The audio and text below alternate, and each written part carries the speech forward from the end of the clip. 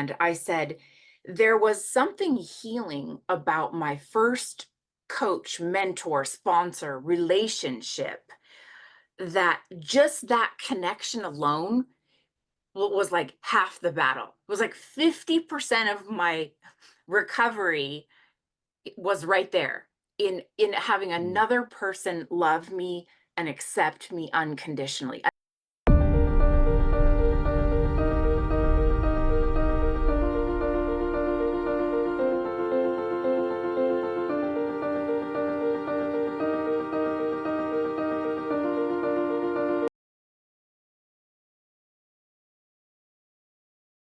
Kate Vitela. Hello.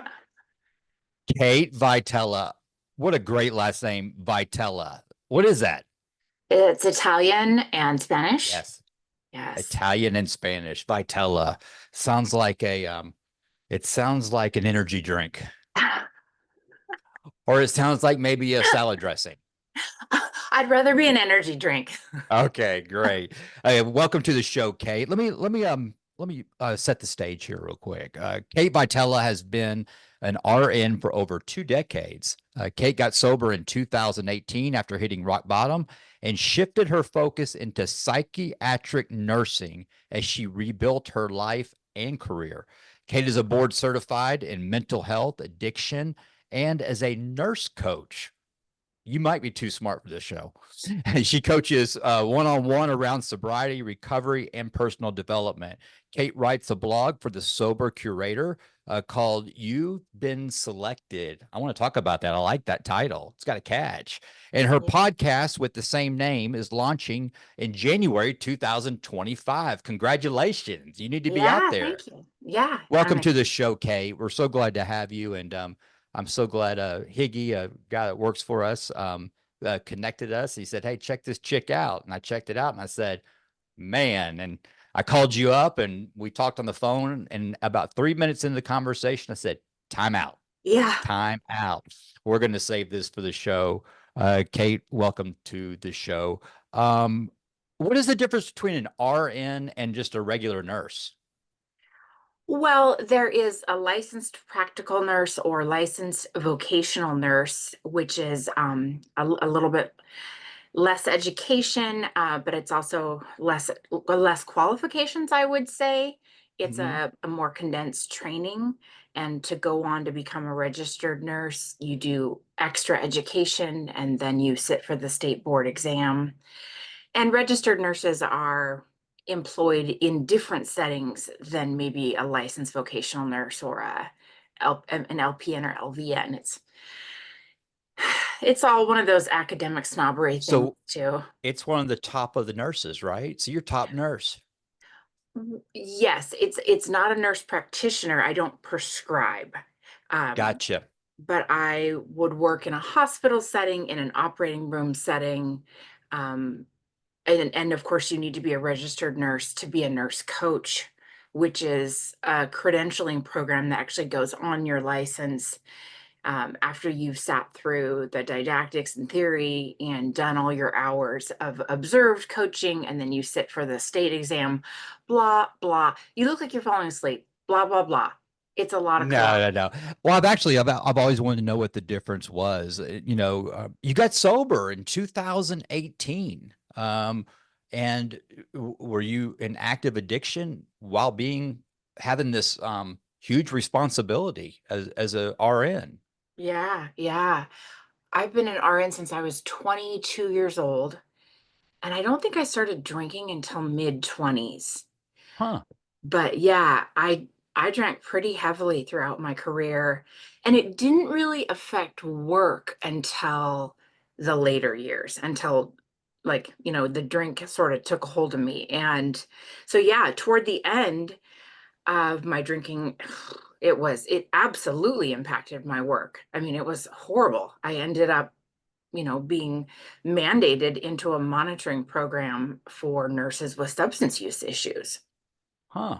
And what was your rock bottom? I mean, what happened? Well, you hear people say death of a thousand cuts.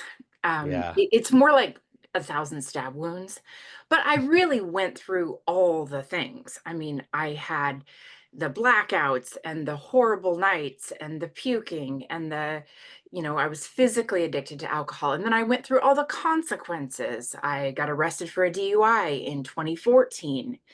I wore an ankle monitor, you know. Um, I went through so many things, the consequences, the family issues, the friends, the significant others that didn't want to be around me. It impacted my career. And then finally, in I think it was 2017, I got in trouble on the job and I got reported to the nursing commission. And I wouldn't even say that was my rock bottom. It was just stacked upon stacked upon stacked upon things. Yeah, absolutely. I can totally relate. I can relate to that. You know, you started drinking in your, mid 20s or early 20s, right? Yeah. Which is kind of late. I mean, it's Yeah. early, but I mean, but it's all relative. Why so long? I mean, what led you to that? And then once you took that first drink, that ease and comfort took over, and you may relate to this. You had that first drink and it altered the way you felt, and you started to feel like everybody around you looked, right? Yeah. Can you relate to that? Yeah. I was like sort of an anxious kid and really pushing to be a high achiever, wanted to get the good grades and, a people pleaser, do the right thing. Of course, I was a Christian, and so there was the God component. I mean, just the pressure. There was a lot of pressure to be and to become, and even to become a nurse. And I was married young, and I felt like I was holding it all together, like this perfect image of the woman that I thought I should be. And the pressure was weighing heavy on my shoulders. And my Mm, first nursing job, I worked in an ICU step down unit at the local hospital. And I was like 22, 23 years old. So I was learning how to be an adult at the same time I was learning how to be an RN. And the pressure of all of it. I was a wife, I was a homeowner, all the things. And yeah, I think alcohol at that point in my life, that my friends had to teach me how to drink. They had to show me how to order a glass of wine because I had no freaking idea. And yeah, the first few drinks of alcohol was like, whoa, okay. Like literally take a chill pill. Someone as high strung as I was, that was right. relief Yeah, where has this been my whole for life, you sure. know?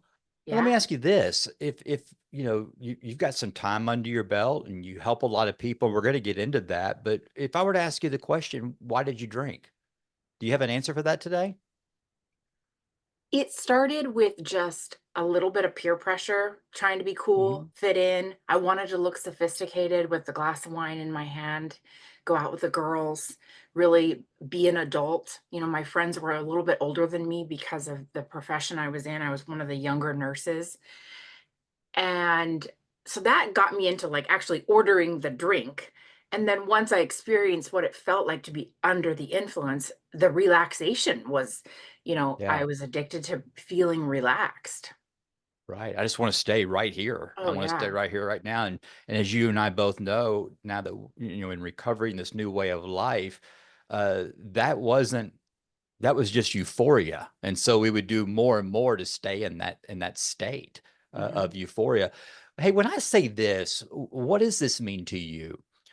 We need to stop focusing on addiction and start focusing more on why the addiction. And it's safe to say that my personal experience is it's unresolved trauma. And trauma is a wide spectrum. Okay. You have your very, trauma that's people talk about. Oh my God, I don't know how you made through it. And then there's just trauma also that my dad didn't show up for my football game and, I can't shake it. Mhm. It's trauma. It's all relative for everyone. Did you have unresolved trauma that you had to deal through and you found that the alcohol or drugs or any visible things to try to fix their invisible problems was easing the pain and suffering. Is that fair to say?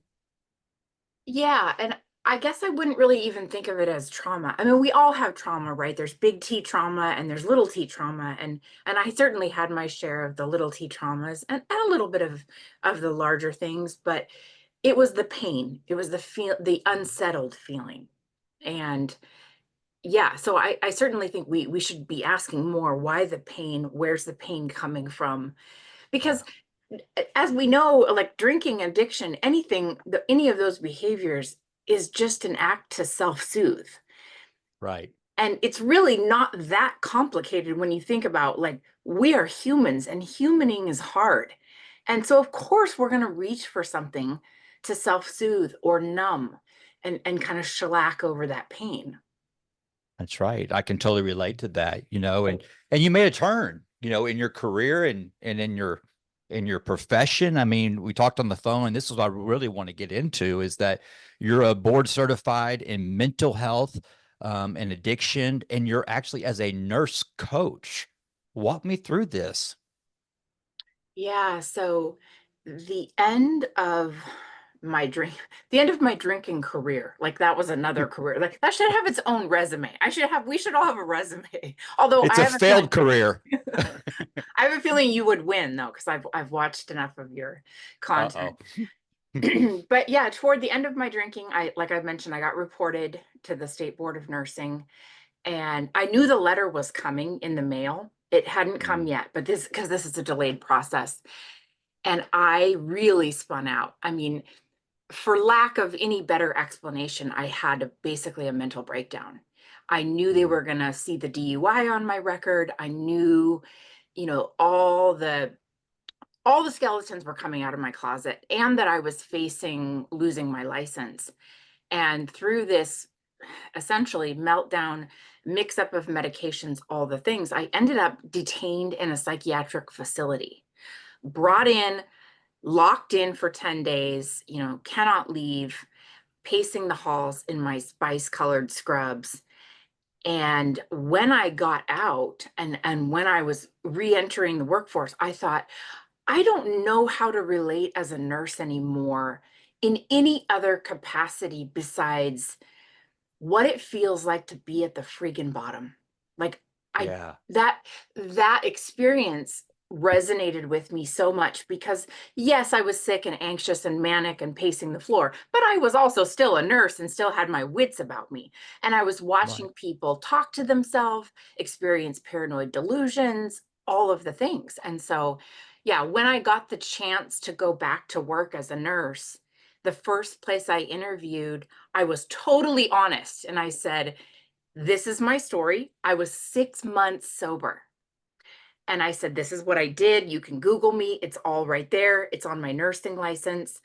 But I've been a patient in a facility like this. And I know that I can help some of these people. Like, I know I can do this. And they hired me, they gave me a chance. And so as I,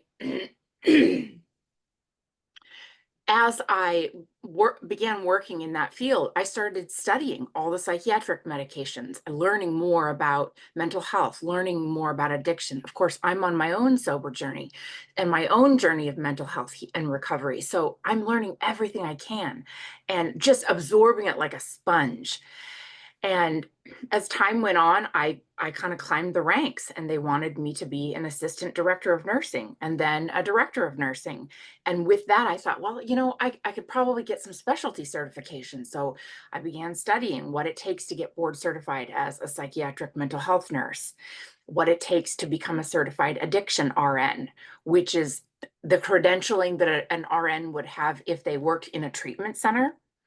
Because Mm, the psychiatric facility that I work for, I would say the co-occurring substance use disorder rate is 95%.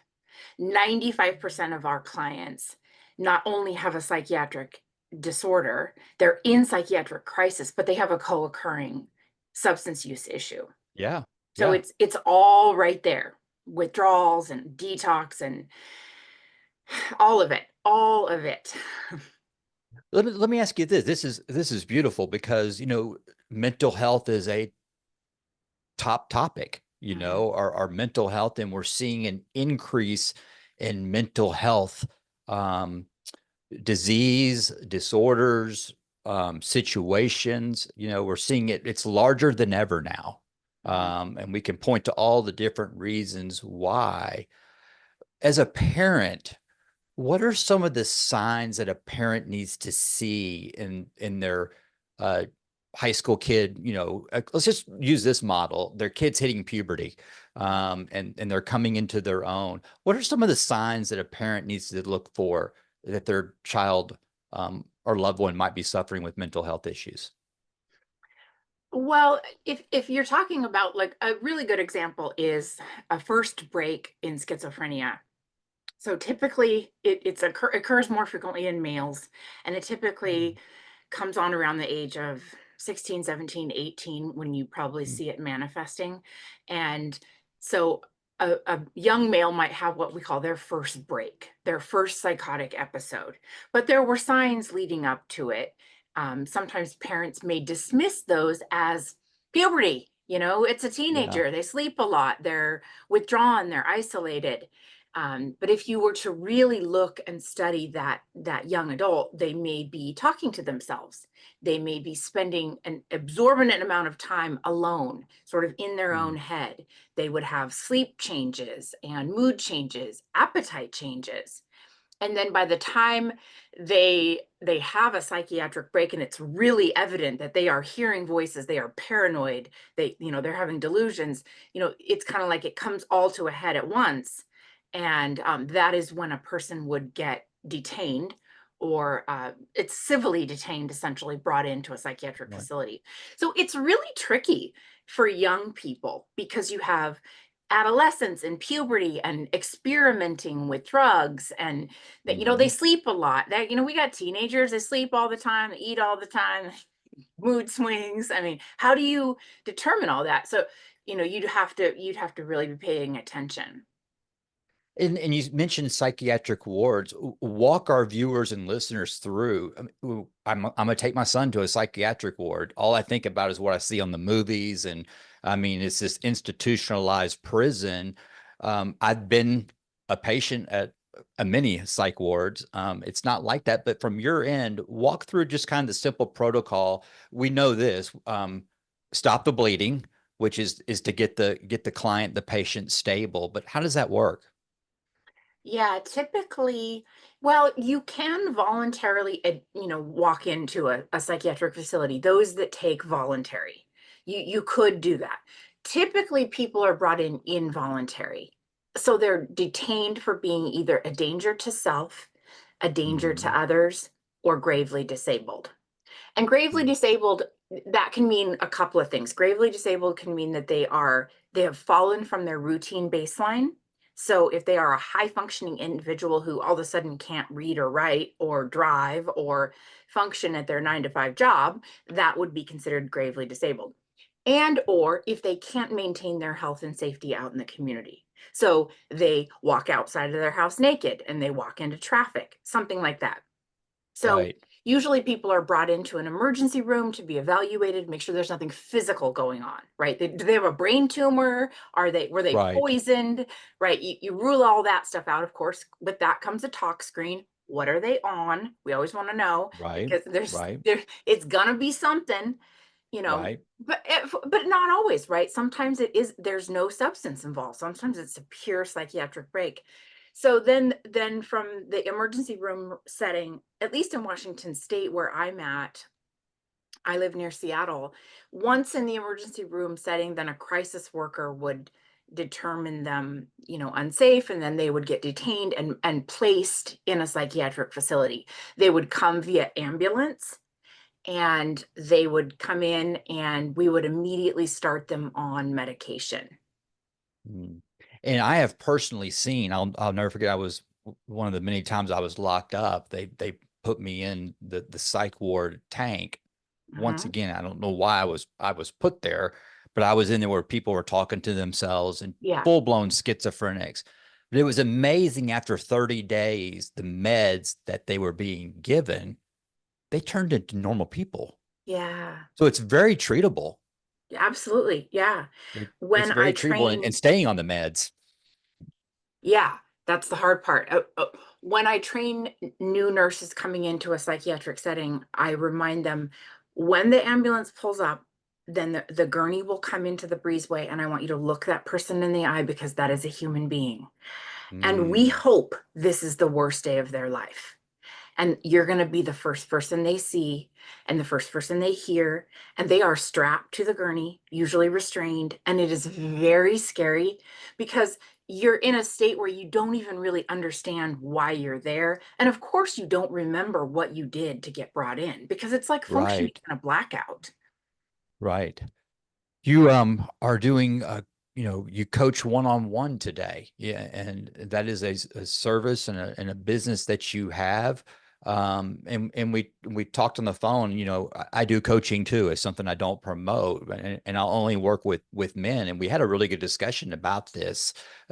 Why is it so important that women work with women and men work with men? Well, besides the obvious, when Right. there's unique challenges to male and females going through substance use disorder issues. I like to speak to I like to work with women and speak to the unique challenges of a woman, their place in Mm, society, their place in the family, as well as their physical makeup, their body structure, their hormonal makeup, how a woman, childbirth, their, motherhood, all of it. And when I work one-on-one with females, there isn't that awkward, weird exchange. It's hard enough to get through those layers at first and to get someone to be completely and totally honest and vulnerable. I'm sure you know what that's like. You work with absolutely. someone and it takes time before they really put those walls down. Absolutely. And let's just use the model of substance abuse disorder, drug addict, alcoholic, okay? When you're working with your clients on that, how do you work with them? What are the suggestions that you make or even prescribe them, not medicine wise, but prescribe them um, a recovery program? What do you find that has been the most successful? Yeah, so it's really different for each person. That's one thing I'm really proud of myself for is that when I first started this work, I thought I'm going to come up with this 10-step method and patent it. And it's going to be, that's 1, 2, 3, here you go. Okay, Vitela special. And then I realized, like, oh, no, no, no. This is every human being coming to me is different and they have different needs and they have different experiences. And I'm going to meet them where they are just like I would in a psychiatric nursing setting, right? I'm going to meet them where they are. So some people want to verbally process for a while, and that's what they need. Some people have a lot of questions about addiction science. They want to understand. Mm, Some people have a mix of, and some people, they really want me to push them in certain areas. One of mm, the things that I use as sort of an outline in terms, I call it my faucets of freedom. And these are just elements I feel are important to the recovery process. I use the acronym WAC. W, willingness. H, honesty, humility, humor. A, abstinence. C, mm. consistency, right? These are ingredients. These are things that are super helpful along the journey. Of course, that's not a comprehensive list. I recommend clients continue to go to meetings. I say go to 90 meetings in 90 days. I don't care Mm. if it's an online group, a mommy group, a smart recovery, an AA, celebrate recovery at your church, wherever. Find a community because you're not going to want to do this alone. And my clients meet me once a week, but I don't feel like that's enough. I'd like them to go to a meeting every single day. You need that community aspect. Well, we drank and did drugs every day. That's what I For always sure. tell them, and so we go to a meeting every day. Now, 7.5 years later for me, am I going to meetings every day? No, but I'm at least, making at least one or two meetings a week. Yeah. Um, and it keeps me engaged because I got to work on me. I Yeah. got to work on me. Uh, my career today is helping others, Yeah. helping others and what a great relief. And you can relate to that. It's nothing better than seeing that light switch come on. Yeah. Um, your personal experience and your personal recovery, was there a spiritual awakening for you? Yeah, absolutely. And Walk me it's through that. interesting. We talk about, I'm not sure if you went through the 12 steps in the AA model, I but did. you know, we talk about coming to, realizing that there's a power greater than us that can restore us to sanity. And I came into sobriety as a Christian. I've been a Christian my whole life. I've been baptized, Wow. I've been confirmed Catholic, I've been all the thing. I've gone to Southern Baptist churches, you name it. I've been a churchgoer my whole life.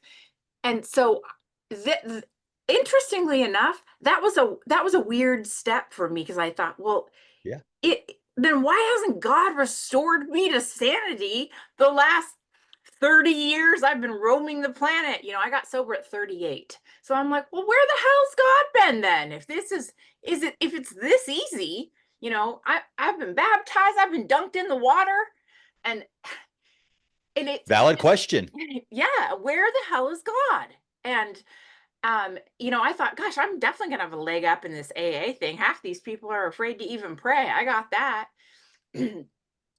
But it was my own work. It was my own time in prayer. And it was my own investigation, where, things started coming together. And it was small things, a book here, a podcast there, a message I needed, you know, learning to pray like, thy will, not mine, be done. That's all I Mm. prayed for the first 2 years of sobriety. I didn't have long, lengthy prayers. I didn't, it was like, okay, that obviously didn't work for me. So I got to Right. switch it The up, King right? James Version prayers don't work. Yeah. Yeah. So all of those things. And even recently in coaching, about 6 months ago, I was thinking to myself, how can I bring in more of a spirituality element to my coaching without forcing people to get religious? Because there's, religion and spirituality, very different. How do Mhm. I bring that in? And someone was talking to me about, coming to believe a power greater than you can restore you to sanity in and making it sense in the way the universe shifts to support you, and the intention of your life is to create, and for beautiful expansion and for health and wellness, and all of it. Again, it was like I had another mini spiritual awakening about ways that I could verbalize it to other people. And yeah, it's just been so incredible. I love that the journey's never over. No, it's never over. And we just focus on the journey, not the destination, right? Mhm. And that's living in the now. You brought up a good thing. I'd like to hear your take on it. What is the difference between religious or religion and spirituality? What is the difference? Well, to me, I haven't set foot in an actual church of organized religion in a Mhm. while. It's been Yeah. maybe a year or so. Our pastor at our local church moved on, and when you love a pastor and then they go away, it's like, okay, the vibe's different. Right, right. And so I think of religion as, sanctioned off as like man-made rules, Catholicism versus Protestant versus Jewish, all these different like man-made differentials. And Hmm. for spirituality, I think of it as like me just talking to the God of my understanding. Yeah. And just the Which is knowing, which is which is which and I'm sorry to interrupt. When we hear this, the God of our understanding, it's a personal relationship. yes. It is a personal relationship. It's just me and my homeboy. You know what Yeah. I mean? It's me and him or me and her, whatever you want to call it, Yeah. And it's and I had this conversation the other day is like for me is like, man, I don't want to talk about this, and I don't talk about it, but it's been brought. It's so funny because I wasn't talking about it. It's like, hey, M2, I don't want this Jesus deal, and I'm like, okay, I don't know where that came from. I wasn't even talking about it, but then I turned around and I said, let me ask you something. Do you believe that I believe in this Jesus dude? He goes, well, absolutely. And I have a lot of respect for that. I said, why don't you borrow him for just one day? Just one day. And got a phone call and he says, man, I had a really good day today. And I said, well, it's not going to be every day, but try that. It's, borrow someone else's God. But there's a lot of people's Jesuses out there I don't want. You know what I Yeah. mean? There's a lot Yeah. of them. There's a lot of Buddhas out there I don't want. But yes, I love what you say. It's a personal relationship. And here's my take on religion and spirituality, if I may. Yeah. Religion. I'm right with you. It's man-made. It's Yeah. all man-made. But spirituality is what I hear when I talk to people like you, where God is speaking through someone and my head is doing exactly what yours is doing. Yeah. That's when the spirit is moving because I'm like, oh my God, I'm connected. I am Yeah. connected. And why is connection? They say connection is the opposite of addiction. Mhm. What does that mean? Yeah, I was just talking about this on a podcast episode not too long ago. They say like disease addiction is a disease of separation. Mm, And it's that to me, it's that feeling of, loneliness, separateness, alone, not being supported, you know, whereas connection, we have this knowing between us, this shared commonality and this vulnerability. We support each other in that sense. And addiction doesn't thrive in those mm, environments because it's like right. they're power to the people. There's a lot of different ways you could approach that question, but in it recently when I was talking about it on my podcast, we were talking about sisterhood. And I said there was something healing about my first coach, mentor, sponsor relationship, that just that connection alone was like half the battle. It was like 50% of my recovery was right there in having Mm, another person love me and accept me unconditionally. Another woman listen to me saying, yeah, it's okay, I still believe in you, I still love you, you're going to be fine, you're going to do this, let's keep going. That feeling of being seen and heard, that was half the battle right there. And when we were in our active addiction, we were seeking that connection and we found it. We hung out Yeah. with our friends at the bar. We didn't even know their last name, and all we did was co-sign on each other's resentments. You Oh, know what I for mean? sure. Yeah. And then in recovery, we're hanging out with the exact same people who are now in solution, and there's that connection, and that's where we get that feeling of hope. I'm Yeah. not alone. I'm not Yeah. alone. That's beautiful. Well said. And so you're the sober curator. What is that? Yeah, so that is an online lifestyle magazine, all things sobriety, mental health, NA drinks, sober musicians, sober artists, sober comedy. I wrote a fashion column for a while called Walk Your Talk.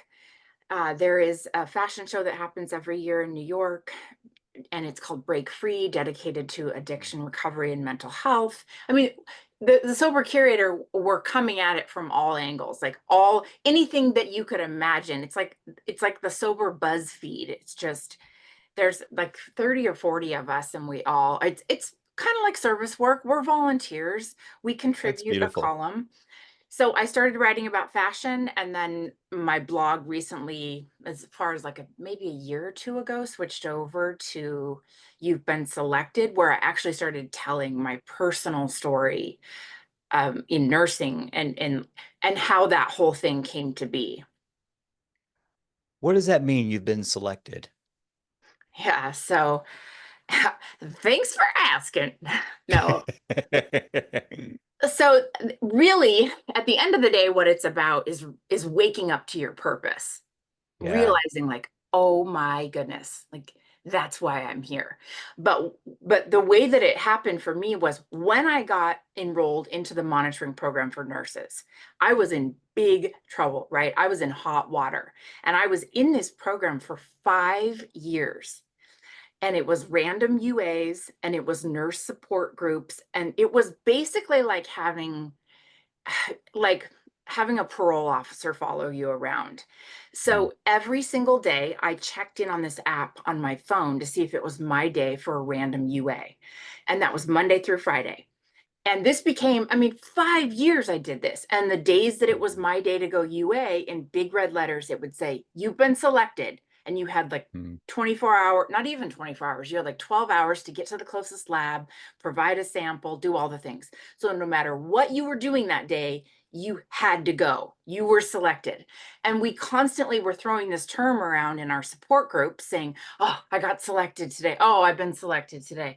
Oh, and it was like my life for years. And one day, I wrote about this in the Sober Curator, and I also told this story on my own podcast. But one day I'm sitting in my car and I'm outside the lab waiting to go in and pee in front of someone, another awesome, embarrassing, humbling, what the hell am I doing with my life Right. Way to moment. go, Kate. Yeah, for sure. I'm like, really, God? Thanks. Um, and I had this Yeti in the cup holder in my car, and it was filled with milk because my nurse friends were like, if you drink milk, it provides a better urine sample because it's filled with protein. Like, and so it was this Yeti filled with milk, and I had a sticker on the Yeti that I had bought off one of these online sites, and it said "Sober Gangster." And I'm sitting there with my Sober Gangster milk and looking at my app and I'm writing down the numbers for the corresponding test. It says you've been selected. I'm looking at looking up at the sky like one of those Hallmark moments, and I'm just like, God, I think I was selected for something a little more than this.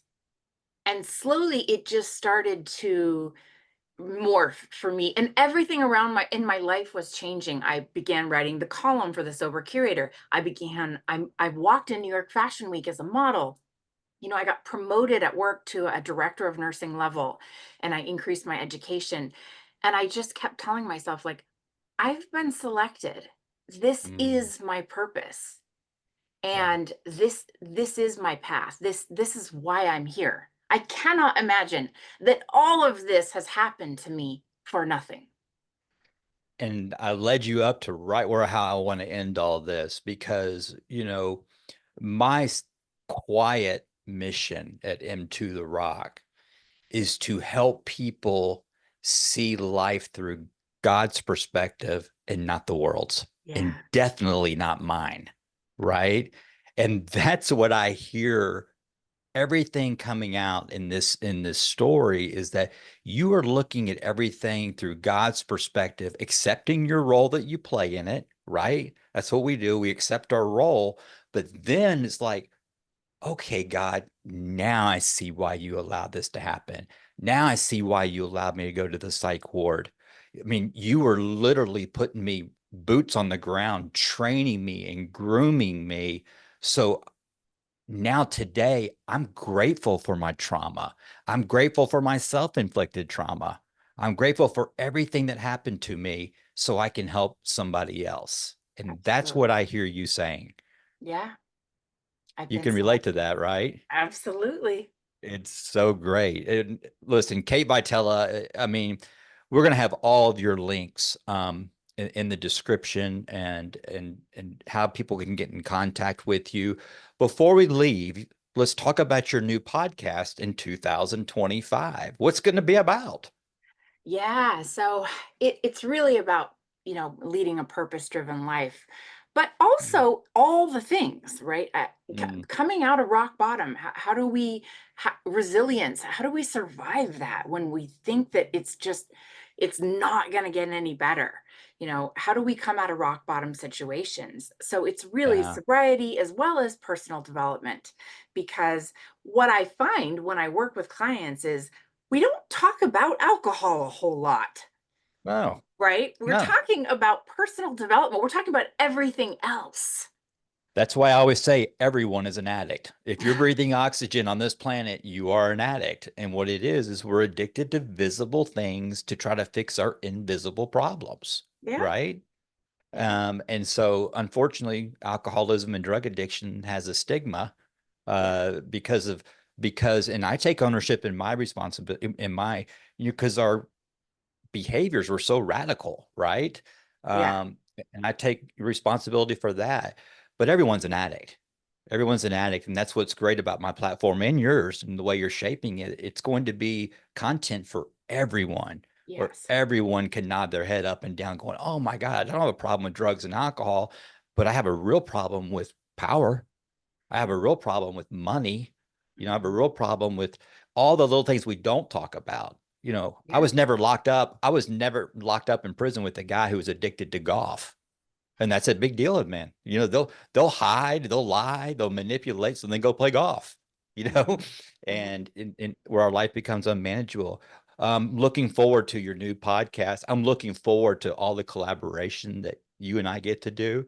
Yeah. Um, and I'm just so blessed to have you on the show and want to have you on again to talk about different topics. You help a lot of people, Kate. And how does that make you feel? Purpose driven. It makes me feel Yeah, like I get out of bed every single day and go, yeah, this is what I'm here for. beautiful. Kate Vitella, here at Into the Rock, we have three words, and it's got eight letters, and it's got one meaning. And this is from everyone at Into the Rock is I love you. Keep doing what you're doing. Awesome. Everybody hit subscribe, share this out, go to all the Kate's platforms and Into the Rock platforms, and your support is much appreciated to keep this show up and going. And from all of us here at Into the Rock, make it a great day.